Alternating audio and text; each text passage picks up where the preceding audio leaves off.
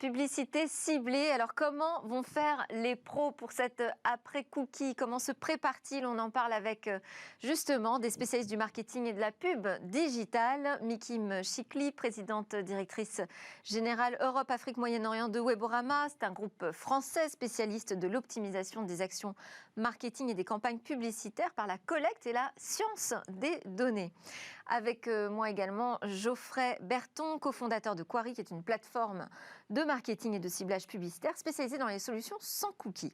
Bonjour. Et nous avons en visio Nicolas Rieul, directeur général de Criteo France, qui est donc une plateforme technologique au service des spécialistes du marketing et de la publicité sur Internet. C'est un géant français coté au Nasdaq. Merci à tous les trois d'être présents autour de cette table. On peut peut-être commencer par reparler de la situation et du contexte. Mikim, peut-être vous pouvez démarrer là-dessus. Qu'est-ce qu'il est en train de se passer du côté de Google, du côté d'Apple? Bonjour à tous. Alors, nous vivons une époque formidable. Moi, j'adore le changement. C'est le moment de créer des nouveaux modèles. Alors, ce qui se passe, c'est que les géants de la tech ont pris conscience de l'importance de protéger les données personnelles. Bien sûr, ils ont été un petit peu forcés. On ne va pas revenir sur le sujet, on ne va pas débattre. La conséquence, c'est qu'il y a une suppression des petits cookies, donc c'est des petits traceurs qui permettaient de faire un ciblage publicitaire très précis et même de recibler et recibler les internautes.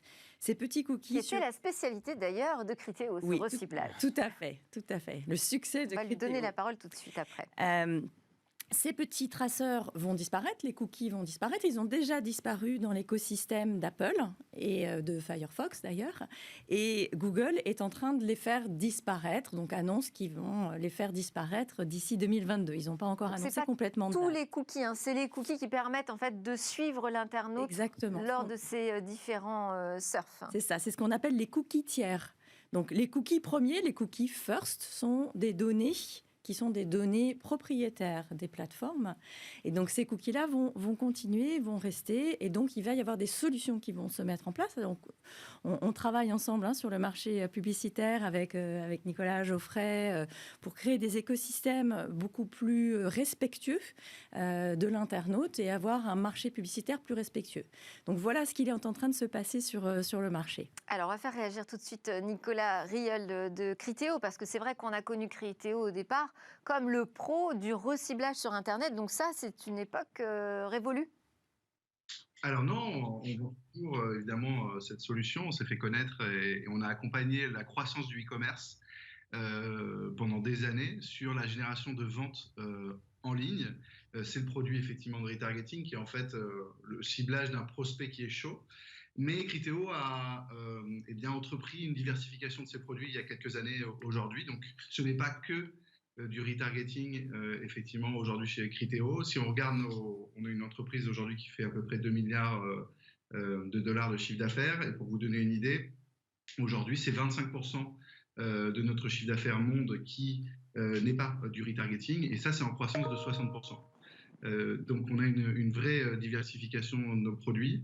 Et puis, juste peut-être pour compléter, il faut séparer bien deux sujets. Le sujet de l'identification en ligne, on parle des cookies, c'est un identificateur technique, et ensuite le sujet de la réglementation sur la vie privée, qui est un autre sujet. Pourquoi je fais la différence? Parce que le plus important, c'est de donner de la transparence et du choix à l'utilisateur. Et une fois qu'il a donné son consentement, et je pense qu'aujourd'hui tout le monde le voit en France, en un clic, on peut donner son consentement ou le retirer. Une fois que l'utilisateur a donné son choix et souhaite de la publicité personnalisée, dans ce cas-là, on a besoin d'identifiants techniques pour pouvoir faire de la publicité ou le mesurer. Et c'est là que des opportunités, des alternatives peuvent se créer, notamment aux cookies tiers, et ce dont parlait Mikim notamment. Il y a des initiatives de marché qui vont pouvoir continuer à faire de la publicité personnalisée, comme le retargeting, mais aussi d'autres formes de publicité, notamment par cohorte, qui permettront d'exister. Et puis, sur ces utilisateurs qui, eux, refuseront de donner leur consentement, qui ne souhaitent pas de publicité personnalisée, ici on développe de nouvelles solutions, et on va sans doute en parler, comme la publicité contextuelle. Donc on va vers un futur dans lequel en fait on va avoir plusieurs typologies de publicité qui vont coexister dont une avec un consentement de l'utilisateur et qui va pouvoir être personnalisée, et une autre qu'il faut qu'on rende intelligente parce qu'on a de moins en moins de signaux. Alors là, on est quand même à une période transitoire, hein, parce qu'en ce moment, on voit les taux de consentement qui chutent. Enfin, moi, je ne les vois pas, mais c'est vous qui me le dites. Hein, c'est les chiffres que j'ai vus passer. L'alternative pour l'utilisateur, souvent, s'il n'accepte pas d'être tracé, c'est qu'il doit payer son contenu. On n'a pas encore vu arriver ces alternatives de manière assez massive de la part des pros de la pub. C'est quand même, on est dans un bouleversement qui peut faire mal au secteur. Ouais. C'est une bonne question. En fait, on se rend compte que la publicité quand même finance une bonne partie des éditeurs de sites web et donc permet justement à certains journalistes de s'exprimer et de dire ce qu'ils ont à dire. Et donc là, quand on parle de parler des sites d'infos gratuits, quoi. Oui, d'infos gratuits. Ils sont sur un modèle publicitaire. Ça peut être les forums, ça peut être les blogs, ça peut être aussi les plateformes de vidéos. Beaucoup de plateformes se financent par rapport à la publicité. Oui. Et ça c'est en train d'être fragilisé aujourd'hui. Et c'est en train d'être fragilisé. Et donc, la plupart des éditeurs de sites web, quand ils ont perdu le consentement de l'internaute, en effet, ils proposent un abonnement ou un login pour pouvoir récupérer une monétisation et pouvoir continuer à travailler sereinement. Et on peut aussi proposer, via le ciblage contextuel dont parlait Nicolas tout à l'heure. Alors allons-y, qu'est-ce que c'est que ce ciblage contextuel-là? Expliquez-nous. Le ciblage contextuel, on le connaît depuis très très longtemps. C'est l'âge ancien de la publicité. Tout simplement, je vais mettre une offre publicitaire dans un contexte qui lui est dédié. Donc on fait ça depuis très très très longtemps, que ce soit à la télé, que ce soit dans des événements, etc. Quand on regarde un match de foot, tout autour du terrain du terrain de football, il y a des publicités qui sont contextualisées avec ce qui se passe sur le terrain, tout simplement. Et donc, le ciblage contextuel dans la publicité en ligne, on va tout simplement rajouter une surcouche d'intelligence artificielle qui va nous permettre d'avoir le meilleur ciblage possible pour l'offre de l'annonceur. Et voilà, nous, c'est ce qu'on appelle de la sémantique, c'est-à-dire la compréhension du sens et des sentiments d'une page, pour pouvoir tout simplement... Donc vous adaptez au contenu que l'internaute est en train de lire, de consulter. Voilà, on n'est plus sur le ciblage de l'utilisateur, qui il est, ce qu'il a fait, qu'est-ce qu'il va faire plus tard. On est sur le ciblage du contenu. Et donc a priori, ce qu'il apprécie. Ce qu'il apprécie à un instant T, donc son attention sur un sujet à un instant T, ce qui le fait réagir en ce moment. Alors, est-ce qu'en France, le secteur de la pub est en retard, prêt essaye d'avoir quelques coups d'avance par rapport aux Américains qui, eux, ont impulsé le mouvement finalement? En fait, la France n'est pas si en retard que ça. Alors moi, j'arrive de 10 ans à l'étranger, mais plutôt en Asie. Donc, on n'a pas les mêmes problématiques en Asie. Mais si on regarde le marché américain, où on est très présent chez Weborama, on s'aperçoit qu'ils se sont beaucoup concentrés sur ce qu'on appelle l'ID. Et donc, cette notion de Core ID, qui est aussi une solution un peu alternative, en fait, au ciblage contextuel sémantique. Donc, nous, par exemple, aux États-Unis... Donc, l'ID, c'est-à-dire c'est une identité propre à l'internaute. Voilà, exactement. Et donc, il y a eu, bien sûr, comme l'expliquait Nicolas, le consentement de l'internaute. Donc, ils ont constitué ces ID. Donc, ce que l'on va faire, nous, c'est qu'on va rajouter une couche sémantique, donc la science des mots, comme l'expliquait Geoffrey, et ça c'est vraiment très important, c'est dis-moi ce que tu lis, je te dirai qui tu es, mais de façon anonymisée bien sûr, et donc on va faire du ciblage lié en fait à cette ID, donc c'est du user ciblage. Et comment est-ce qu'on la récupère cette ID ? Alors, il y a eu du consentement et il y a eu des collectes qui se sont faites dans les règles de l'art, bien sûr. En France, finalement, étant donné qu'il n'y a pas vraiment eu de collecte d'ID, il y a des initiatives formidables qui existent sur le marché. Il y a des acteurs donc, qui se sont positionnés comme Geoffrey ou comme Weborama sur le marché de la sémantique. Et nous, on passe directement sur du content. Focus. Donc c'est ça, c'est ce point de sémantique qui est que finalement on rapproche des mots suivant un principe vectoriel mathématique l'un vers l'autre, puis on regarde aussi la distance de ces mots-là. Donc finalement on arrive à avoir vraiment une précision forte, on arrive à avoir un reach aussi qui est très fort, parce que ça c'est vraiment l'enjeu. Les ID souvent c'est des reach qui sont plus petits, c'est difficile de collecter. Donc c'est la possibilité finalement d'avoir une échelle forte quand on fait une campagne. Je peux vous cibler, Très bien, mais ce qui m'intéresse en fait, c'est de cibler at scale, donc avec une échelle très très large. Donc c'est le nombre de personnes qu'on arrive à atteindre. C'est le nombre de personnes qu'on arrive à atteindre, exactement. Donc voilà, là, une fois qu'on a fait ça, oui. on est, je pense, en France ou en tout cas en Europe, moi j'ai vu beaucoup d'initiatives où on est suffisamment avancé sur ce marché pour pas du tout avoir à pâlir face aux Américains. Alors moi, il y avait quand même une réaction que j'aurais bien aimé avoir de votre part. Je ne sais pas qui des trois va vouloir réagir. C'est aux États-Unis, donc face aux nouveautés anti-tracking d'Apple sur iOS 14.5. Facebook qui donc s'est battu contre cette décision d'Apple, finalement estime qu'il sera capable de gérer cet impact d'App Tracking Transparency, donc l'ATT, dont on a déjà beaucoup parlé dans Smart Tech, sur ses revenus publicitaires. Et Sheryl Sandberg, qui est donc la directrice des opérations de Facebook, qui dit même qu'elle a mis en place que Facebook a mis en place un système qui continuera à fonctionner lorsqu'à l'avenir, on aura accès à moins de données. Alors, comment ? Par quel miracle? Qui a envie de réagir? En fait, ce sont des wall gardens. Je pense que Nicolas va vouloir réagir évidemment. Ouais. Ce sont ce qu'on appelle des wall gardens. Donc eux, ils sont dans leur écosystème, ils ont leurs données, ils sont très heureux. Ça se passe bien pour eux. C'est le succès des Chinois. Wall garden d'Alibaba, wall garden de Tencent, wall garden maintenant de tous les nouveaux acteurs qui arrivent, les TikTok, etc. Ils ont leur propre écosystème avec leurs propres données. Quelque part, ils s'en fichent un peu des autres. C'est provocateur. On n'a pas idée de la quantité de données qu'ils peuvent avoir sur les personnes et du contenu aussi généré par les utilisateurs qui leur permettent d'avoir un ciblage très, très, très, très, très précis. On est sur de la big data, donc plus on a de la donnée, plus on est précis, plus on est capable de répondre aux enjeux technologiques, parce que c'est un enjeu technologique, ce que propose Apple au marché. Nicolas Riel, une réaction là-dessus? Est-ce que Facebook a fait beaucoup de bruit pour rien? Finalement, tout va bien pour eux? Je ne sais pas s'ils ont fait beaucoup de bruit pour rien. En tout cas, non, ça a très bien été résumé. C'est que les wall gardens peuvent sortir renforcés de ce type de mesures, puisque effectivement, ils sont assis finalement sur énormément de données first party. Et donc, si dans un premier temps, une partie de leur business model peut être atteint, dans un temps plus moyen ou long, eh bien, vu que la data potentiellement serait moins partagée, ils pourraient ressortir renforcés. Donc, effectivement, c'était pas une surprise que potentiellement Facebook voit un futur, en tout cas peut-être pas à court terme, mais à moyen terme, sur lequel il pourrait sortir renforcé, oui. Et Nicolas Riel, je sais que Criteo fait aussi cette proposition, ça a l'air d'être une idée qui émerge et prend forme, de la création d'un identifiant unique pour la publicité. Oui, alors on n'est pas seul. L'idée, c'est de le faire. C'est un vrai consortium en open source qui s'appelle OpenPass et qui permet, Mickey m'en parlait justement, on s'est associé à The Trade Desk, mais en fait, c'est une initiative plus large qui est traitée au sein d'un consortium qui s'appelle Prebid.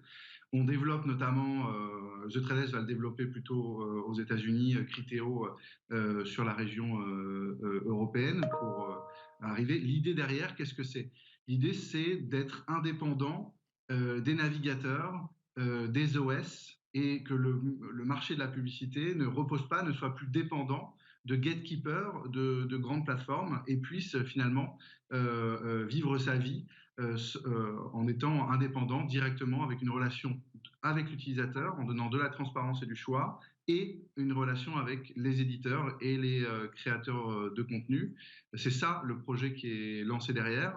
Mais là aussi, c'est la même question, c'est de quel ID on parle, comment vous la récupérez, et est-ce que vous pouvez, à partir de cet ID, suivre l'utilisateur à travers ses surfs, mais aussi ses applications, par exemple?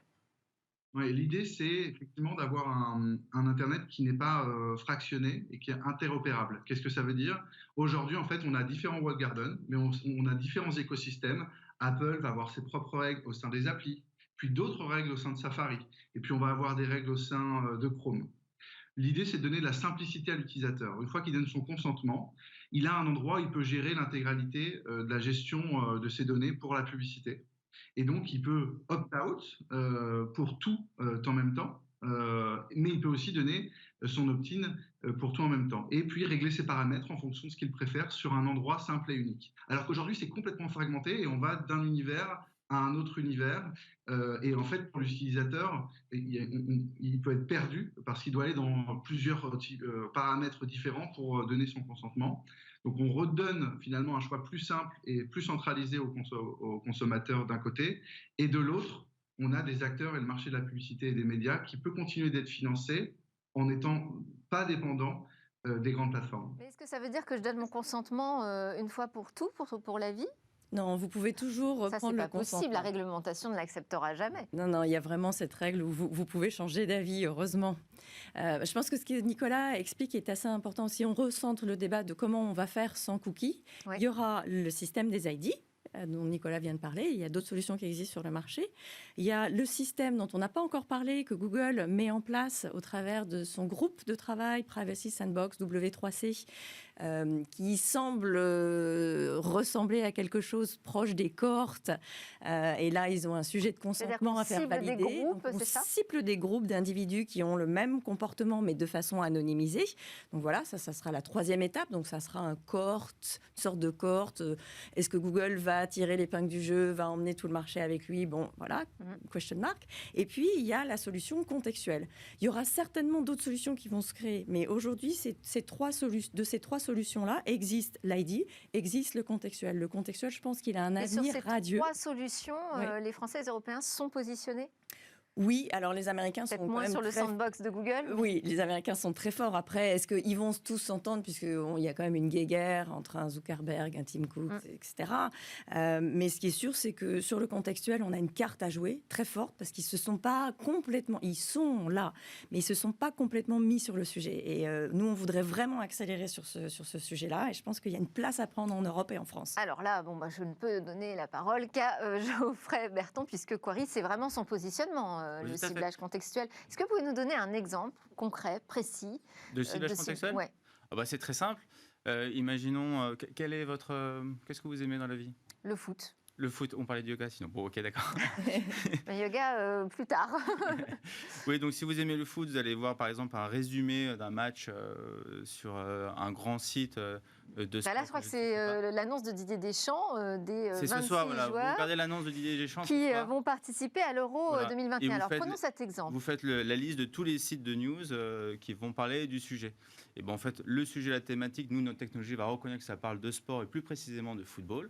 Et donc, on va chercher des annonceurs qui correspondent à tout simplement ce ciblage publicitaire. Donc, si on peut citer des marques, Nike, Adidas, Puma, qui pourraient être intéressées, être associées au contexte. Alors, si je peux me permettre, je vais juste rajouter un point parce que je trouve que... Là, je ne vois pas où est l'apport technologique, là, pour l'instant. Parce que c'est assez simple, finalement. Quelqu'un qui va regarder sur un site de foot des infos sur l'euro. C'est l'avantage du contextuel, c'est que c'est très simple à comprendre. Tout le monde est capable de comprendre ce que ça fait. Mais après, quelle est la pertinence? C'est quoi qu'est-ce qui permet d'identifier qu'un contenu parle de foot ou pas? Donc vous êtes un humain, vous allez reconnaître très facilement. Mais la machine, c'est bien plus compliqué. Il a fallu qu'on lui apprenne à reconnaître du contenu football, du contenu yoga, du contenu... Donc on ne lui donne pas juste une liste en lisant, par exemple, l'équipe.fr Ah non, c'est bien plus précis que ça. Justement, on ça parlait tout à l'heure sur les de réseaux distance sociaux. entre les mots.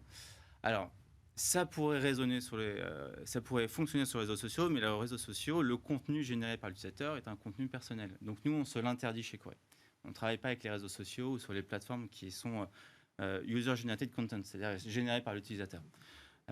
Mais voilà, pour faire apprendre à une machine qu'est-ce que du football, il a fallu lui donner plein de contenus qui parlent de football, lui dire, la corriger ensuite, lui donner des exemples, lui demander de scorer, ce qu'on appelle du scoring, c'est-à-dire mettre un score entre 0 et 100 de ressemblance par rapport à du contenu de football, de lui demander, avec un exemple, de lui demander de scorer ces exemples-là, de la corriger, et ensuite on est tout le temps obligé de la corriger, de l'aider à réapprendre pour qu'elle soit la plus fine possible. Donc c'est un gros travail de machine. Vous voulez réagir, Miki Mchikli? Oui, moi je suis vraiment passionnée et c'est le cœur du sujet de Weborama en ce moment. On a sorti un produit qui s'appelle Golden Fish, donc ça veut dire le petit poisson doré qui navigue. En fait, pour compléter ce que dit Geoffrey, il y a évidemment ce ciblage contextuel assez logique. J'aime le foot, je vais pouvoir être reconnue et recevoir dans des environnements contextuels des publicités liées à ça. Mais on va également plus loin, puisque la science des mots nous permet, si je prends l'exemple de l'énergie, si je prends juste le mot énergie, ils portent à confusion. L'énergie nucléaire, l'énergie électrique, l'énergie, la vitalité. De quelle énergie je parle? En fait, la science des mots est très précise, va permettre finalement d'afficher une publicité, donc un annonceur, dans un contexte qui est vraiment lié à l'énergie qui lui est propre. Et pas l'énergie. Et on peut aussi avoir, en fait, c'est très important, la brand safety. Et donc ça, je voudrais vraiment insister sur ce sujet parce qu'il y a les histoires de consentement, mais il y a aussi respecter un environnement. Bien sûr, on ne parle pas de tout ce qui est terrorisme, etc., mais brand safe. Si je suis EDF et que je veux communiquer sur tout ce qui est énergie, mais je ne veux pas être associé à de l'énergie liée à, finalement, un suicide au gaz, par exemple. Donc, je peux exclure. Et donc, je suis dans un environnement privé et je n'affiche pas de façon arrogante une publicité qui n'a pas lieu d'être dans ce contexte. Oui, qui pourrait être déplacée. Donc, c'est là la technologie. On n'a plus qu'une minute ensemble, Nicolas Rieul. Juste, j'ai vu que vos résultats Criteo premier trimestre étaient plutôt positifs par rapport à ce que vous aviez envisagé. Ça veut dire qu'il n'y a pas de crise publicitaire. On n'est pas dans un moment noir aujourd'hui pour la pub. Il y a deux effets sur nos résultats. Il y a à la fois la crise qui a apporté le e-commerce et globalement le commerce qui est devenu digital ou en tout cas omnicanal, et ça porte le cœur de business de Criteo. Donc en fait, notre produit historique s'est plutôt bien porté. Il est même en croissance de 8% sur le premier trimestre. Donc ça, c'est très fort. Après, il y a des verticales comme le voyage qui restent sinistrés et ça peut nous affecter. Mais c'est surtout la croissance de nos nouveaux produits. La vidéo, des campagnes de notoriété qu'on a lancées. On vient de lancer, on a 2 offres contextuelles. Notre première offre, c'est le retail média. On permet aux marques de s'afficher sur les e-commerce, puisque c'est un contexte transactionnel. Évidemment, quand je suis une marque de chocolat, j'ai envie d'être dans la catégorie chocolat d'un e-commerce qui vend évidemment de l'alimentaire. Et puis là, on vient tout juste de lancer notre nouvelle offre contextuelle. Et la touch de Criteo, ça va être évidemment d'avoir de l'intelligence artificielle pour analyser la sémantique, les images présentes sur une page, ce qu'on vient d'entendre ici sur le plateau. Mais Criteo va aussi réunir le meilleur des deux mondes parce qu'on continuera d'avoir des données fines également sur la consommation des utilisateurs, et on va s'en servir pour scorer une page. Donc on va pouvoir diffuser de la publicité sans consentement et sans cookie, mais scorer grâce à de l'analyse de données qu'on va avoir sur la consommation des Français. Les pros de la pub ont fait leur propre pub, ce n'est pas très étonnant. Merci beaucoup Nicolas Rieul, directeur général de Criteo France. Merci Miki Mchikli, présidente directrice générale de Weborama, et Geoffrey Berton, cofondateur de Query. Juste après la pause, je vous l'ai dit, on retrouve Cédric Villani. On va parler de la recherche française en milieu polaire.